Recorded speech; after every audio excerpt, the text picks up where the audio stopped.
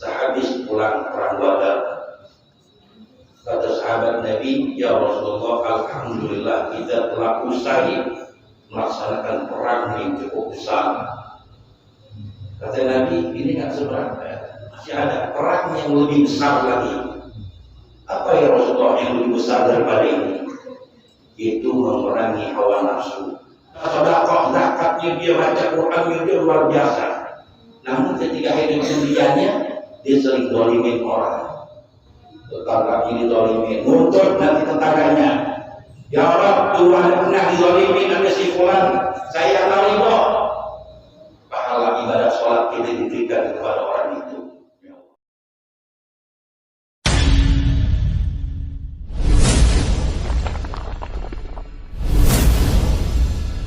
حي على الصلاة.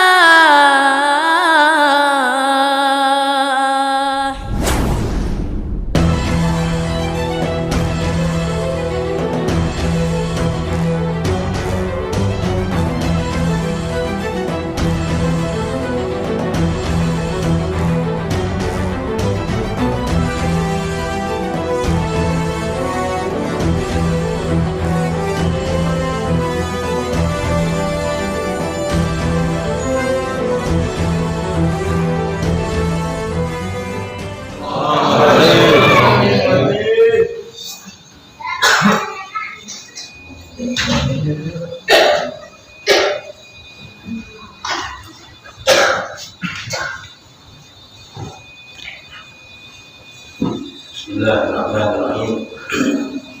Assalamualaikum warahmatullahi wabarakatuh.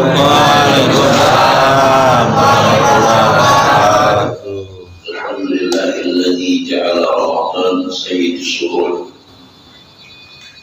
alladzi unzila fihi al-Qur'an hudan lin-nasi wa bayyinatin minal huda wal furqan.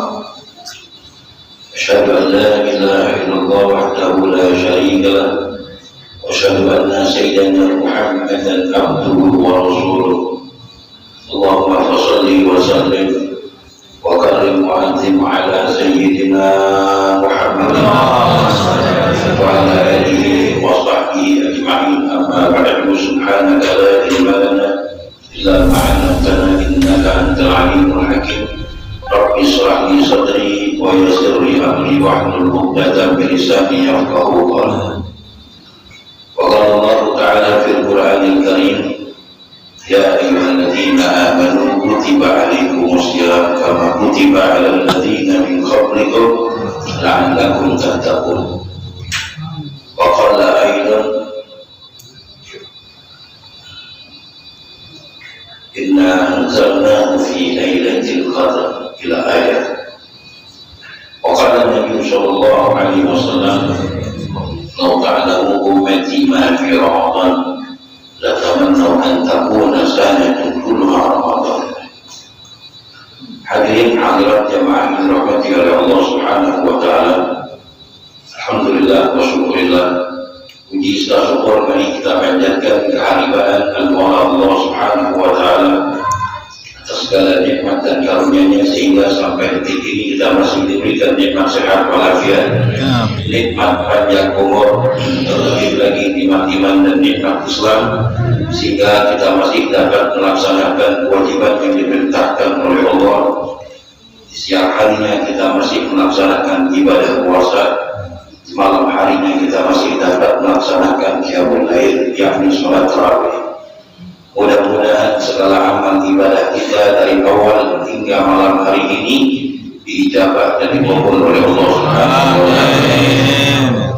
Hadirin hadirat jamaah yang dirahmati oleh Allah Subhanahu wa taala. Ibadah puasa yang diperintahkan oleh Allah ini beratnya luar biasa. Jangankan kita, Nabi kita Muhammad sallallahu alaihi wasallam, beliau untuk mempersiapkan bulan Ramadan datang saja, beliau mempersiapkannya dari bulan Rajab. Beliau bersihkan dosa-dosa. Di bulan Sya'ban kita juga diperintahkan oleh Rasulullah untuk bersihkan penyakit hati kita. Ya, kenapa ya Rajab dan Syaban untuk bersihkan dosa kita baik yang zahir maupun yang batin? Sebab ketika kita masuk bulan Ramadan, kita akan melaksanakan ibadah puasa yang berat. Kalau kita nggak minta ampun dari bulan Rajab, nggak jadikan bulan Syaban untuk bersihkan penyakit hati kita, betapa beratnya kita melaksanakan ibadah puasa di bulan Ramadan. Makanya ketika Nabi kita Muhammad SAW sehabis pulang perang Badar, kata sahabat Nabi, ya Rasulullah, alhamdulillah kita telah usai melaksanakan perang yang cukup besar. Kata Nabi, ini nggak seberapa, masih ada perang yang lebih besar lagi. Apa ya Rasulullah yang lebih besar daripada ini? Yaitu memerangi hawa nafsu. Kalau kita perang dengan orang kafir, musuhnya kelihatan. Yang berat itu kita perang yang musuhnya tidak kelihatan, yaitu melawan hawa nafsu kita. Nah, yang bisa mengalahkan hawa nafsu hanya satu amal ibadah yang diperintahkan oleh Allah, yakni puasa di bulan Ramadan. Buktinya apa? Nafsu kita bisa kalah, bisa kita kekang. Buktinya setiap malam kita melaksanakan ibadah kuat, tiap malam sholat sunnah 23 rakaat. Coba bayangin, di luar Ramadan pernah gak ini sholat? Jangankan sholat sunnah sebanyak ini, sholat witir aja gak pernah kita. Sholat qabliyah ba'diyah saja berat di luar biasa. Ini tiap malam 23 rakaat kita sholat tarawih.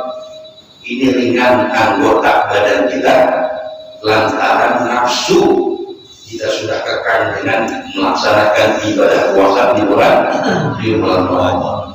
Ini hikmahnya. Makanya jaminannya kata Allah, man shoma Ramadan imanan wa ihtisaban ghufira lahu ma taqaddama min dzambi. Siapa yang melaksanakan ibadah puasa penuh dengan keimanan dan semata-mata mengharapkan ridha dari Allah, dosa-dosa kita diampuni oleh Allah Subhanahu wa Ta'ala. Jadi sekalipun berat ibadah puasa ini, namun ganjaran yang diberikan oleh Allah pun ini luar biasa. Kalau ibadah sholat, ibadah baca Quran kita, ibadah sedekah kita, ini semuanya kembali untuk diri kita. Hanya ibadah puasa yang Allah katakan Asia nusi wa nasiube. Puasa ini untuk aku kata Allah, dan aku yang akan memberikan pahala yang kata. Kenapa dirahasiakan? Ya, pahala ibadah puasa yang disebutkan oleh Allah sekian. Ya, puasa bahkan Allah mengatakan puasa itu buat aku katanya. Dan nanti ini senjata yang paling ampuh di saat kita dihisab oleh Allah. Ada orang datang nanti di hadapan Allah bahwa amal ibadah sholat itu banyaknya luar biasa. Bahwa ibadah pahala, ibadah sedekah, zakatnya dia baca Qurannya dia luar biasa. Namun ketika hidup dunianya dia sering dolimin orang. Tetangga ini dolimin, nuntut nanti tetangganya. Ya Allah, Tuhan pernah didolimin ada si fulan, saya terima. Pahala ibadah sholat kita diberikan kepada orang itu, ya Allah. Tetangga kita yang satu lagi mengatakan, ya Allah, saya terima, nanti dolimin disakitin orang ini. Ya, dikasih pahala puasa, dikasih pahala bagi Tuhan ya, buat orang tersebut. Semakin banyak di dunia kita sering dolimin orang, pahala kita yang begitu banyak di saat itu habis diberikan kepada orang-orang yang pernah kita dolimin ketika hidup di dunia. Nanti yang bisa menyelamatkan kita ini ibadah puasa. Maka dirahasiakan oleh Allah di saat kita sudah bangkrut, nggak punya apa-apa.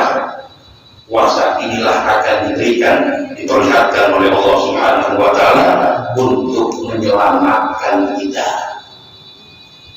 Makanya bulan Ramadan ini menjadi mulia karena ada ibadah puasa di dalamnya yang diperintahkan oleh Allah Subhanahu wa Ta'ala. Kemudian yang kedua, Ramadan ini pun juga menjadi mulia karena di bulan Ramadan Allah turunkan Al-Quran. Ya, kita bersyukur kita mendapatkan mukjizat yang diberikan oleh Allah, Al-Quran. Setiap sesuatu yang ada berhubungannya dengan Al-Quran pasti mulia. Ramadan menjadi mulia karena Allah turunkan Al-Quran. Nabi kita Muhammad pun menjadi mulia karena mukjizat Nabi kita Muhammad adalah Al-Quran. Ya, kemudian sahabat-sahabat terus ulama sampai ke anak-anak kita yang menghafal Al-Quran. Orang-orang yang menghafal Al-Quran menjadi mulia karena mereka ada Quran di dalam hatinya. Rasulullah SAW bersabda, diriwayatkan oleh Al-Imam Ibn Mas'ud, Innal Quran man qara'al Quran, ya iqra'ul Quran, iqra'ul Quran, fa inna Allaha yu'adzibku ya qalban. Bacalah Al-Quran, sesungguhnya Allah tidak akan mengazab orang yang di dalam hatinya ada Quran. Ya, jadi kalau kita, walaupun kita nggak hafal semua, nggak hafal 30 juz, paling tidak ada yang kita hafal ini, yang nyentel di dalam hati kita, yang setiap hari sering kita baca, ya sampai kita selalu kalau selalu sholat kita selalu baca itu Quran yang hafalan kita. Allah tidak mengazab orang itu yang hatinya di dalamnya ada Al-Quran.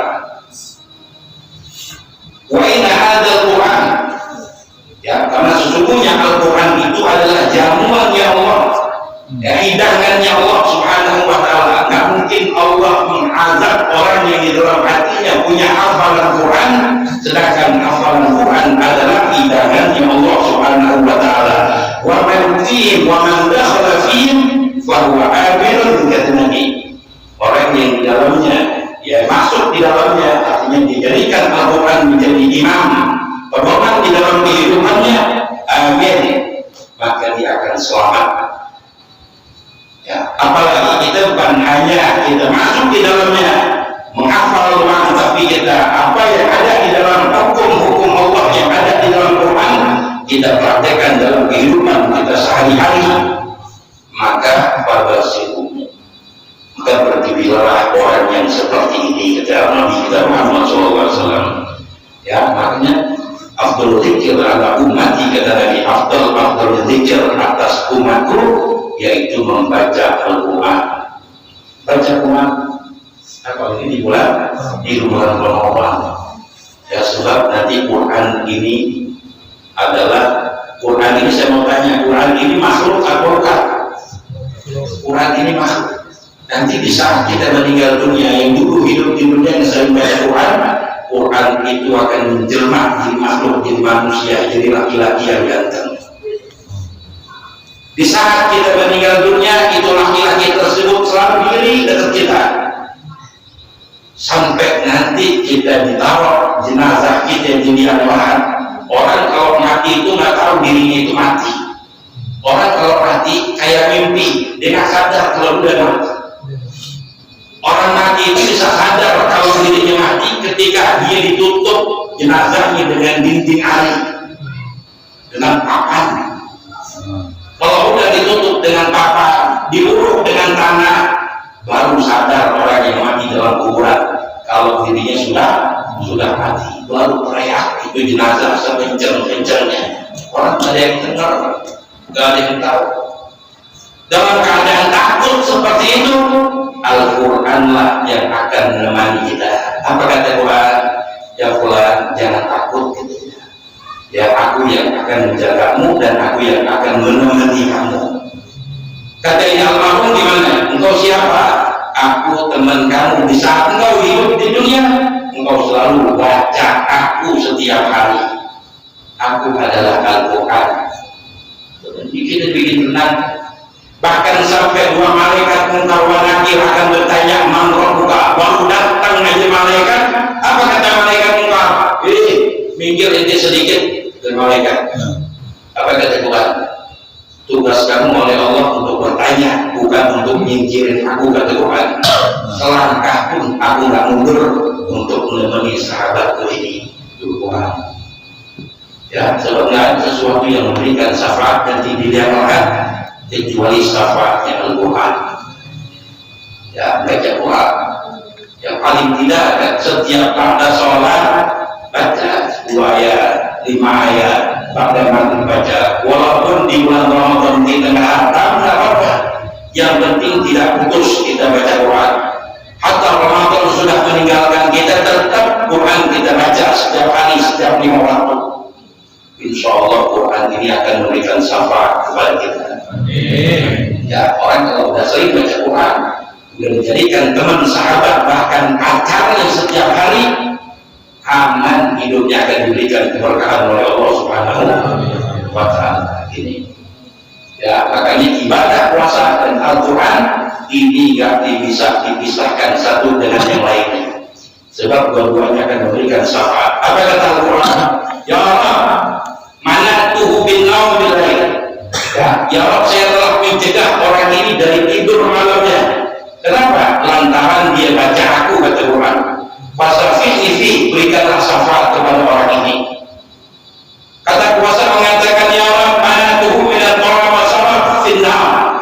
Ya Allah, saya telah mencegah orang ini dari makan dan minum di siang hari, lantaran dia puasa di bulan Ramadan. Fasafihi, berikanlah syafaat kepada orang ini. Ya, akhirnya dua-duanya inilah puasa dan baca Quran ini memberikan syafaat kepada orang yang menjalankannya. Nah, ini di bulan Ramadan makanya mulia lantaran ada ibadah puasa dan ya ibadah yang diturunkannya Al-Quran di dalam bulan Ramadan. Nah, ini perbanyak baca Quran, perbanyak baca Quran. Dulu saya ingat pesan orang tua saya sebelum meninggal dunia. Dulu kalau mau jadi orang kaya, jangan lu tinggalin baca Quran. Lu kalau mau duit lu banyak, jangan tinggalin baca Quran. Ya, almarhum Ayah ini, ya setiap 3 hari sekali beliau khatam Quran. Beliau kalau ada tamu, kalau jusnya bacaannya belum kelar, nggak mau terima tamu. Itu biasa aja. Bahkan kemarin ketemu ada sahabatnya yang masih hidup, ya udah 70 tahun ya. Beliau mengatakan dulu ada supir kerja Abah ente Ustaz, dari Jakarta sampai Medan, Abah ini nggak pernah ngeliat jalanan yang dilihat Quran. Pulang balik Medan Jakarta, pulang khatam Quran. Ya seperti itu. Ya, nah, itu kenyataannya kata supir itu, duit tinggal habis. Ada kalau sudah duit itu di balik blok tuh ada duit, ada duit. Ya, jadi Quran. Ya, semua keberkahan di situ semuanya. Ya mudah-mudahan dengan masuknya di bulan Ramadan, dengan kita berada di dalamnya, kita selalu diberikan keberkahan oleh Allah Subhanahu wa Ta'ala, dipanjangkan umur kita, mendapatkan ampunan daripada dosa-dosa kita, baik dan zahir maupun yang batin, dan kita mohon kepada Allah kelak menutup akhir hayat kita wafat dalam keadaan husnul khatimah. Ini kiranya ini saja yang saya bisa sampaikan. Kurang lebihnya maaf. Wabillahi taufiq wal hidayah. Wassalamualaikum warahmatullahi wabarakatuh.